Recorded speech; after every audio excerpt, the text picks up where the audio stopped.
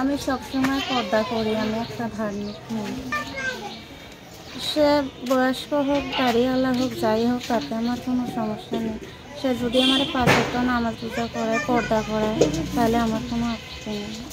সে শুধু ধার্মিক। আসসালামু আলাইকুম দর্শক, আপনাদের তৃতীয় শুভেচ্ছা জানিয়ে শুরু করছি আমাদের আজকের প্রতিবেদন। তো দর্শক, দেখতেই পাচ্ছেন আমাদের সামনে এক পদ্মাশীল এক আপু দাঁড়িয়ে আছে। আমরা তার জীবনের গল্পটা শুনবো, জানবো আপু কেন আমাদের ইউটিউবের মাঝে আসলেন, তিনি কি বলতে চান। আপু আসসালামু আলাইকুম। ওয়ালাইকুম আসসালাম। কেমন আছেন? তো আলহামদুলিল্লাহ ভালো। আপু আপনার নাম কি? আমার নাম খাদিজা। খুব সুন্দর নাম। খাদিজা আপু থাকেন কোথায়? রাজশাহী। রাজশাহী থাকেন, সুন্দর জায়গায় থাকেন। রাজশাহী তো মেয়েরা খুব ভদ্র হয়, নর্ম হয়। হ্যাঁ, বিয়ে শাদী হয়েছে? জি না, বিয়ে শাদী হয় নাই। তো ইউটিউবে কেন আসলেন?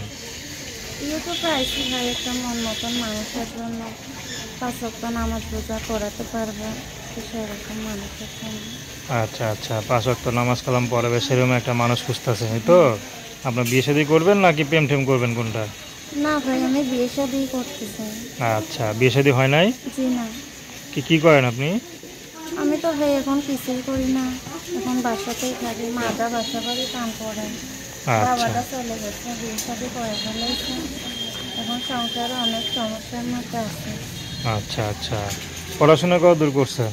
পড়াশোনা ভাই খালি আরবি করছি, বাংলা লেখাপড়া এমনি নাম টাম লিখতে পারি, পড়াইতে পারে না। ও, তো আরবি পড়া পারেন তো? হ্যাঁ ভাই পারি। আচ্ছা আচ্ছা, তো আপনি কাজ বাজ কিছু করেন? কাজ বাজ তো ভাই আগে মানুষের বাসায় সেলাই মেশিনের কাজ শিখছিলাম, এখন মেশিন নাই দেখে করতে পারি না, বাসায় থাকি। আচ্ছা, আপনার কোনো পছন্দ আছে?